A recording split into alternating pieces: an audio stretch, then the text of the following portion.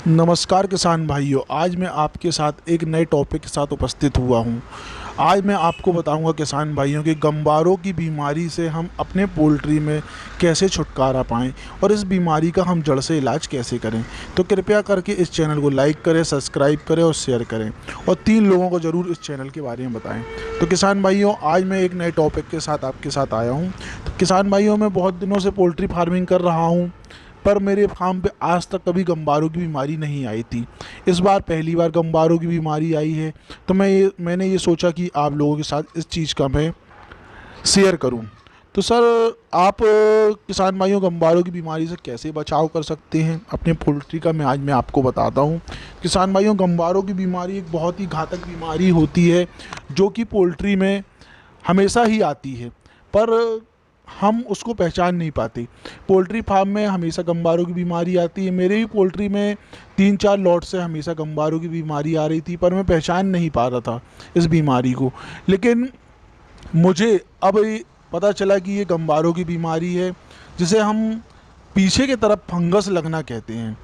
इस बीमारी में मुर्गा एकदम ढीला हो जाता है और अजीब टाइप का करने लगता है। मुर्गा आँखों में हो जाती है ये गंबारों की बीमारी और बैक में होती है। गंबारों की बीमारी में कारण ये होते हैं किसान भाइयों कि हम अपने फार्म पे गंदगी और गंदगी के साथ साथ हम अपने फार्म पे कभी स्प्रे नहीं करते और चूना का छिड़काव नहीं करते, जिसके कारण गंबारों की बीमारी हमेशा अपने फार्म पे बनी रहती है। मैंने भी कई बार अपने फार्म पे लापरवाही की है, जिसके कारण आज मेरे फार्म पे गंबारों की बीमारी आई और मेरा बच्चा आज 10 से 15 बच्चा आज मेरा मर चुका है, जिसके कारण मेरे को बहुत ही घाटा सहना पड़ेगा। और मेरा एफसीआर भी अभी बिगड़ रहा है, क्योंकि गंबारों की बीमारी ने हमारे पोल्ट्री में बहुत ही ज़्यादा आतंक मचा रखा है। 2-3 किसान भाइयों के फ़ोन आए हैं और मेरे को कमेंट किया उनने कि सर, गंबारों की बीमारी के ऊपर एक वीडियो बनाएं। तो मैं आज आपको ये बताऊंगा कि गंबारी की बीमारी से हम कैसे छुटकारा पा सकते हैं।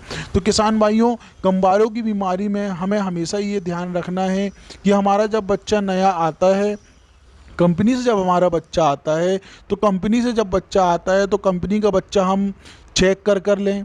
बच्चा सुस्त नहीं होना चाहिए, बच्चे में फंगस नहीं दिखना चाहिए और हमेशा बच्चा पीछे से ज़रूर चेक करें किसान भाइयों, क्योंकि बच्चे में प्रजनन के समय जब बच्चा अंडे से निकलता है या सुस्त मुर्गी का बच्चा होता है, तो उसमें गंबारों की बीमारी हमारे लॉट से ही चली आती है। हमारे यानी जहाँ से हैचरी से बच्चा आता है, वहीं से गंबारों की बीमारी भी साथ में बच्चे के आ जाती है। आप देखना किसान भाइयों, जब भी आप बच्चा लेते हैं, जो भी बच्चा आप लेते हैं, जो भी कंपनी का लेते हो किसान भाइयों, तो उसमें गंबारों की बीमारी हमेशा रहती है। तो गंबारों की बीमारी का इलाज करने के लिए उसका वैक्सीन और उसका स्प्रे, फार्मोलिन का स्प्रे करें और वैक्सीन लगाएं। आप जो स्क्रीन पे ये दवा देख रहे हैं गंबारों की बीमारी की, इस दवा को आप अपने फार्म पे लगा सकते हैं। इस दवा को लगाने से गंबारों की बीमारी का हम जड़ से इलाज कर पाएंगे।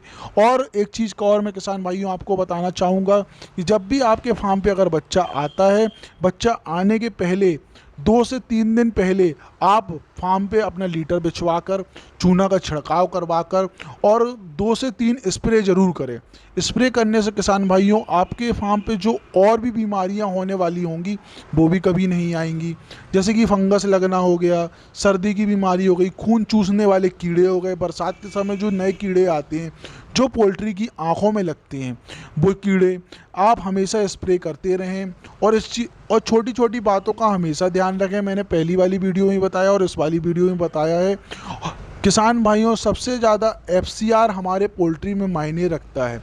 अगर आपका एफसीआर बिगड़ रहा है और आपका एफसीआर अच्छा नहीं आ रहा किसान भाइयों, तो आप कुछ भी कर लेंगे, आप पोल्ट्री में कभी सफलता पा नहीं सकेंगे। अगर पोल्ट्री में आपको सफल होना है और अच्छे से पैसा कमाना है, तो किसान भाइयों छोटी छोटी बातों का आप ध्यान रखें और आप लेबर के भरोसे कभी भी पोल्ट्री काम ना करें। लेबर के भरोसे आप करोगे तो लेबर को क्या है, उसको तो पेमेंट मिल रही है, उसको पेमेंट से मतलब है आपको, लेकिन आपका घाटा हो या फ़ायदा, उसको उससे क्या करना है। तो किसान भाइयों छोटी छोटी बातों का ध्यान रखें और जो भी आपको टॉपिक में वीडियो बनवानी हो